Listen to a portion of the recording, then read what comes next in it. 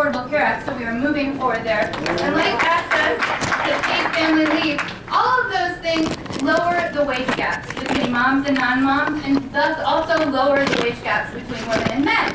Of course, we also need policies like the Paycheck Fairness Act, which the Senate just refused to vote on today. So there's a boo there. But we know that when we raise our voices together, we can make change, as evidenced by the executive actions that the President signed yesterday. So that is the foundation of what Moms Rising works on with all of you together. Thank you for the question. Excellent one.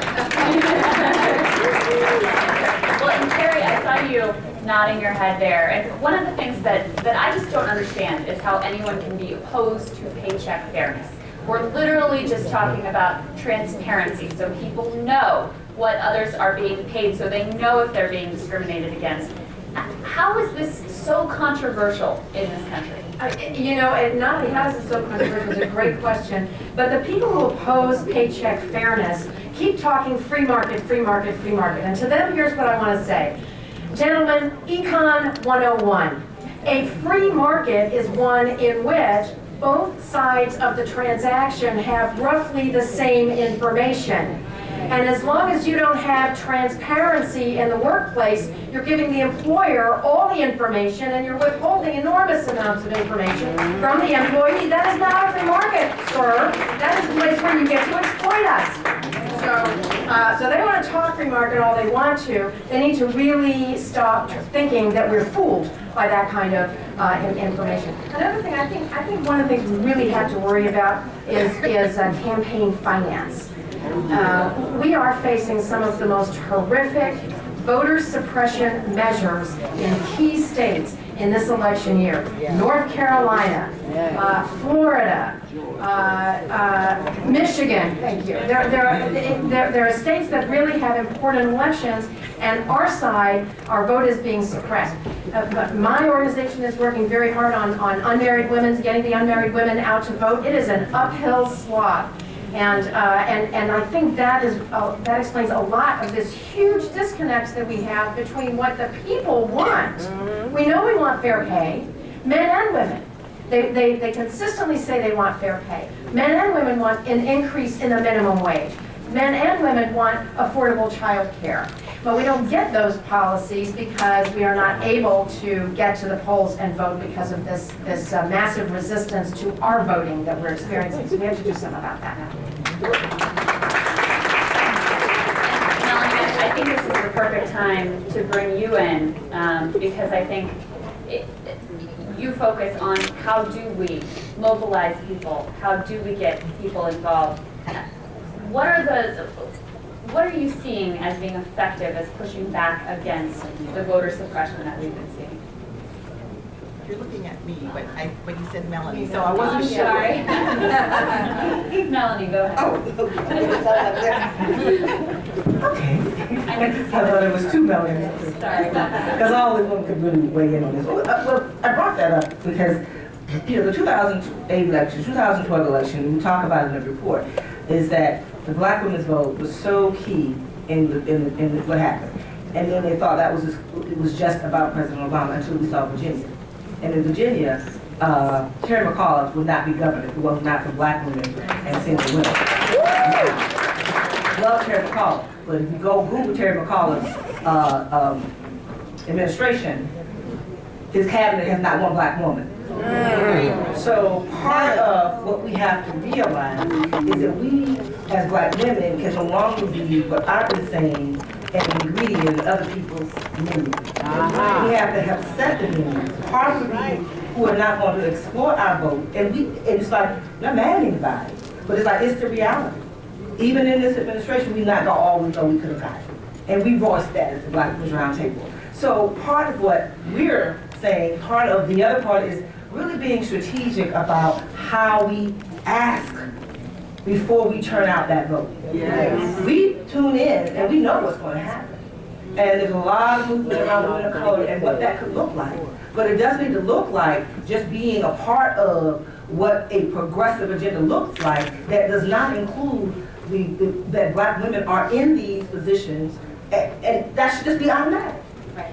But that's not what's happening. And so for us, we talk about the power is like not fully met it's time for us to do that. And we're working together and working in partner. A lot of us work together. And so this is, and I keep saying, there is a movement. We just got to catch up to our own movement. And really, and this is the election cycle to do that. Everybody's talking about 2016. I'm like, you know what 2016 really gonna look like? If 2014 looks like 2010. And history is a great teacher if we pay attention to it. We didn't turn out in 2010 like we needed to. We didn't fund our own politics. You know what I'm talking about. We waiting on somebody else to fund our freedom. We got to write those checks so we can cover, it's like the campaign finance rules are go off the charts now. And so what are we going to do about it? Are we going to sit over in the corner and say, oh, well, you know, rich people going to do, we got some rich black people, right? They need to write some checks. And so that's the kind of reality that we're faced against. And I'm optimistic. I think the glass is half full. But it is about organizing and partnering up with people who understand that part of it. And as black women and as women who believe that it is our time, we just need to do what we need to do. So I'm excited about it. I'm glad to be here and hope I said something that made a little sense. You did. Barbara, do you agree with that? I mean, do we spend so much time focusing on the national level that we miss out on the midterm elections, we miss out on the really important work that's happening at the state and the local level sometimes? Well, first of all, I will never disagree with Melanie. So the short Like a answer, wise move. so the short answer is yes. Public policy is not the end, it's the beginning. And so often we fight for the policy and we forget about the implementation of the policy. There has to be a people's movement. In order for this to work, there's a lot of policy on the books. But if we're not the people who are moving it forward, if we're not holding the policymakers accountable, then what good is the policy? And so one of the things that I know that the Black Women Roundtable tries to do in this huge collaboration of organizations is to find out who's doing the policy work so that that work continues. But then where are the soldiers? We've got to have some women soldiers out here. We have to be in the offices on a local level because that's really where it starts. The local work feeds the national work. If you are not protecting those people on the school board, if you are not getting seats on your local city council, if you're not getting seats in your state government, if you are not advocating in Congress, if you're not coming to Washington, D.C. in droves, saying this is what we want, you will never get what you need.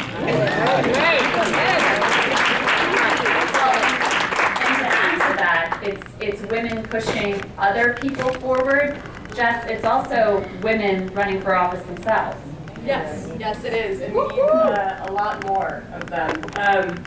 I think one of the, to go back to the very beginning, one of the things that is holding women back the most is simply how little time we have had to make these advancements. Men have been networking, have been getting together, have been working for the betterment of themselves and occasionally their families for the last 200 years. Women have been doing this for, what, 40? About 40. So we're playing catch up really, really fast, but we are going against just a real difference in the amount of time and the amount of resources that we've had available to us. One of the most encouraging things that I've seen, and yes, 20% of Congress is still a very small number, but the line doesn't go in a linear fashion. It veers up, and we have a historic number of women in Congress right now, and I think that is why we are seeing things like paycheck fairness get all of the attention that they are getting. I've been working at AVIS for 3 years now. Krystal and I were talking about this in the green room. The last 3 years, equal pay day wasn't a national news story. It was a footnote. This year, it led all of the broadcasts. When I woke up and I looked at my tip sheets first thing in the morning, equal pay day and what candidates were doing about it was the very first thing in the political news. That's a sea change from just a couple of years ago, and it's because we have the leadership of women in Congress to make these things an issue. We wouldn't be hearing about sex assault in the military if we didn't have so many women on the Armed Forces Committee. We wouldn't be seeing the pushback to these crazy birth control initiatives that Republicans are pushing if we didn't have a record number of women in Congress to do it. We are hearing about voting rights a lot because we have a record number of women running for Secretary of State. I urge you guys to all go look up Nina Turner, who is running for Secretary of State.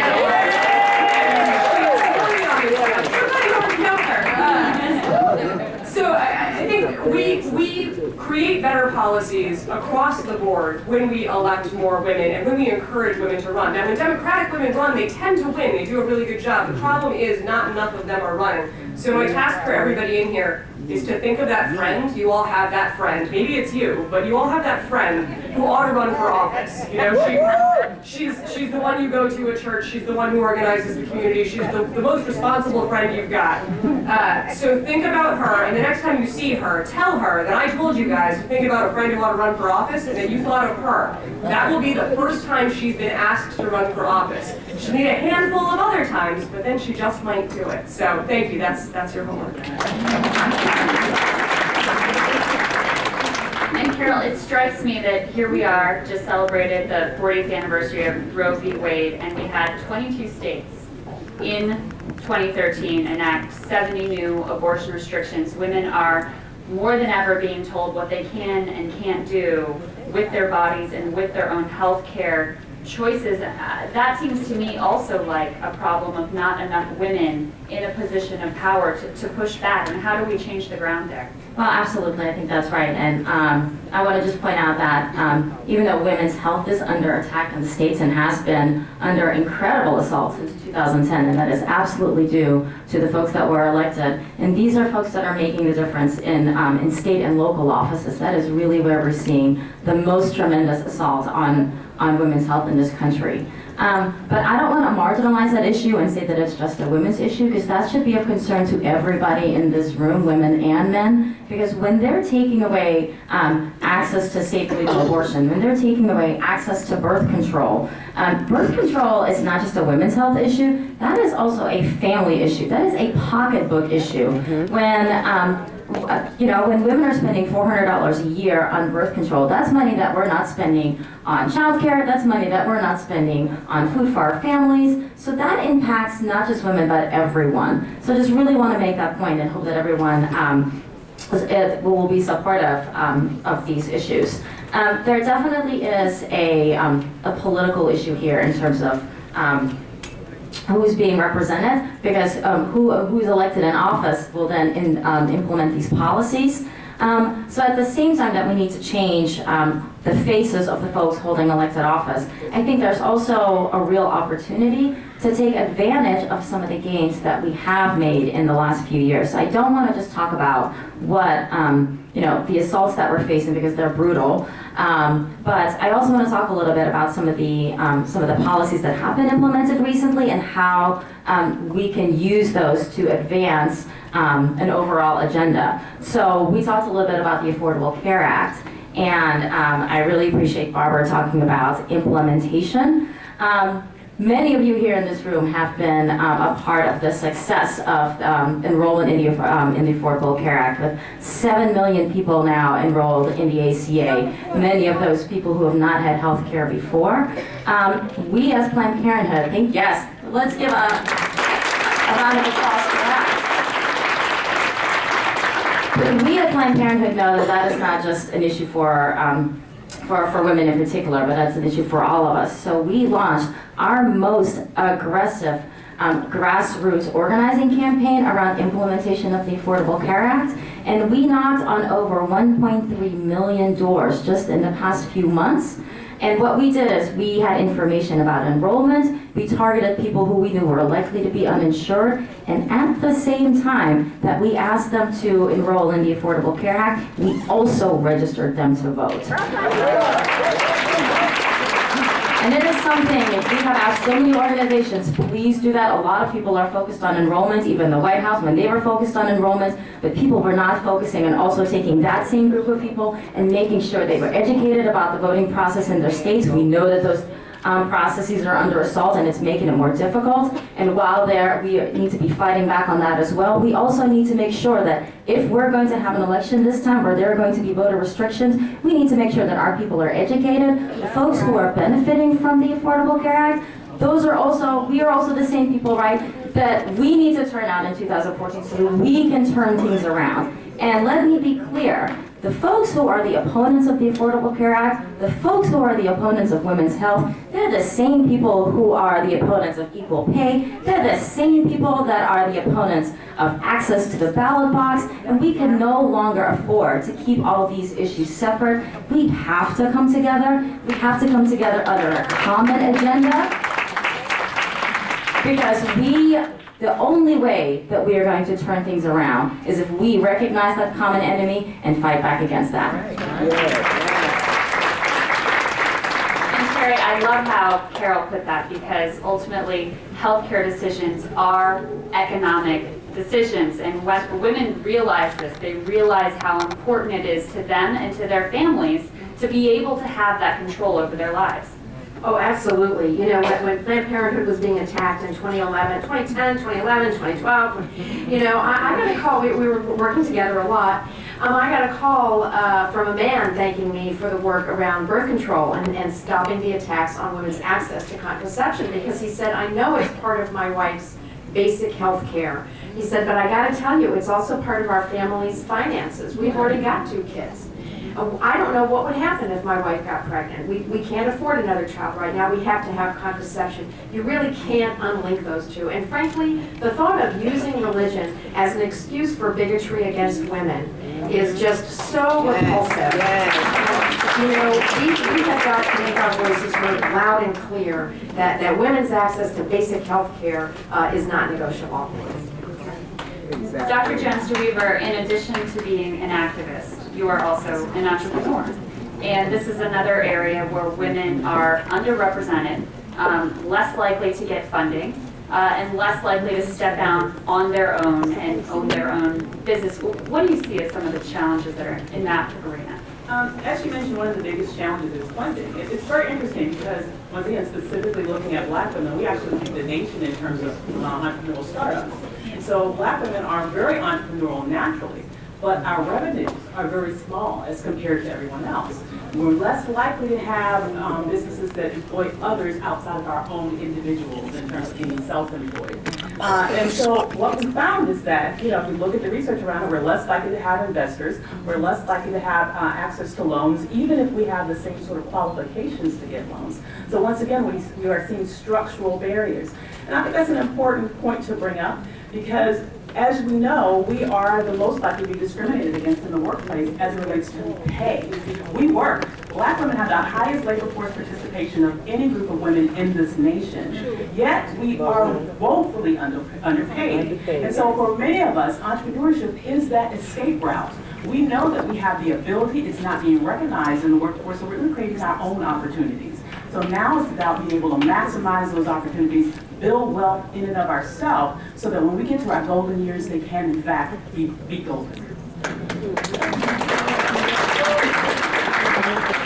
And Jess, I think one of the areas too that we don't necessarily think of as a quote women's issue is raising the minimum wage. But women and women of color disproportionately are in low-wage professions. So this is a critical issue for gender equity as well. Absolutely, absolutely. I think it's been really interesting to see the package of women's issues change over the last couple of years. In 2012, we talked a lot about birth control. We talked a lot about whether, you know, the contraception mandate was okay, whether bosses should be able to decide whether or not your insurance covered your birth control. That was sort of the package of women's issues.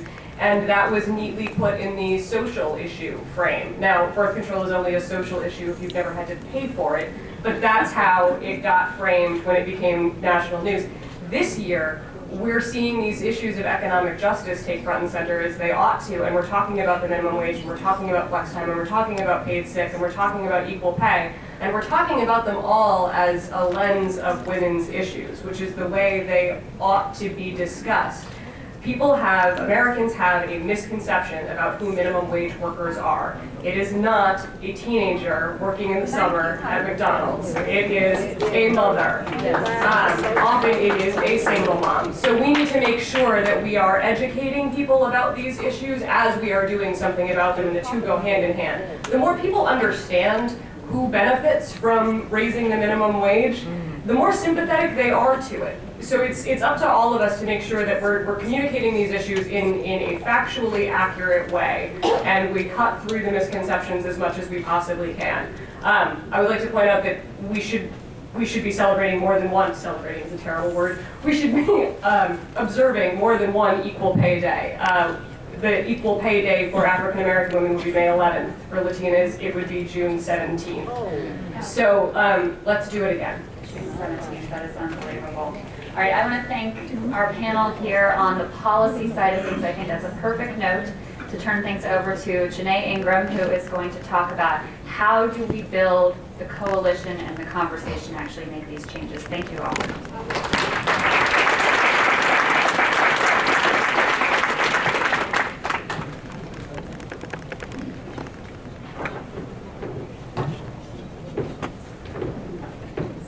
Thank you. So obviously we've had already a really great dialogue about what it takes to change the policy. But I want to turn our attention now to this part of the group, which is comprised of women who either lead, well actually all of these women for the most part lead organizations targeted to women, but these women have been experts in building coalitions and dealing with the constituency base of women and their families, their children. So at this time, I would like each of you to just briefly introduce yourself and give a little bit about your organization. Start here. Good afternoon, and first of all, let me thank you very much for this gracious invitation. I am Marlo James Copeland, the National President of the Links Incorporated and the Links Foundation Incorporated. We're headquartered in Washington, D.C., and I represent 12,000 women, African American women across the country in 277 chapters. One thing I will say that we are a philanthropic and a service organization. So not only do we devote over 600,000 hours of volunteer service a year, but we give away a lot of money to organizations in our community that make a difference.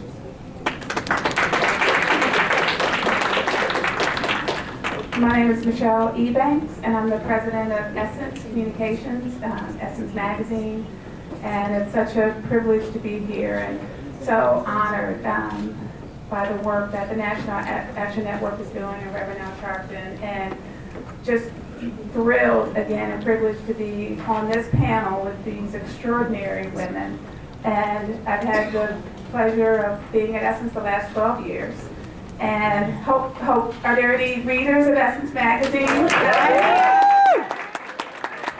Subscribers, thank you. New buyers, thank you. Very proud. We are now in our 44th year, and we reach 12.1 million women every month. And so we're extraordinarily pleased with your support, and again, it's wonderful to be here. Hello, I'm Faye Williams, Chair of the National Congress of Black Women. I'm proud to be the chair of the organization that brought truth to the Capitol. We put Sojourner Truth in the Capitol because we understand the importance of images to our young women. And so we were very pleased to do that in 2009. We're coming up on the 6th anniversary. We have many programs that we work with on other organizations. We're always reaching out to other organizations to work with us. We have programs and members and chapters all the way from the California coast to the New York harbor, with our latest 2 chapters being in Brooklyn and in Queens. So we're all over the country, and we work with women with PhDs, MDs, no Ds, older women, young women, whatever. All you got to do is come with a willing heart and spirit, and we want you.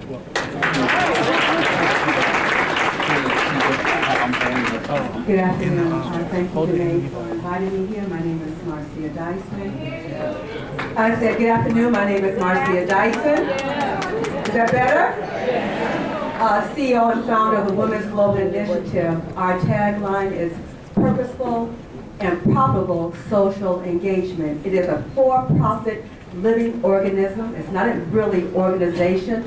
I'm formed this living organism because of my international travels and seeing how the ways where women all over the world are undermined and how we are victims of charity and poverty, and knowing that charity, whether it's by our government to other countries, really made those women in foreign lands exist in poverty. So I brought that perspective back and said, gosh, it's the same thing that's happening here. So the Women's Global Initiative is bringing the perspective that I have internationally with working with women, training them, but not only politics, but also investments. And it also is to open the eyes of African American women, particularly about ways in which they can interact with women around the world.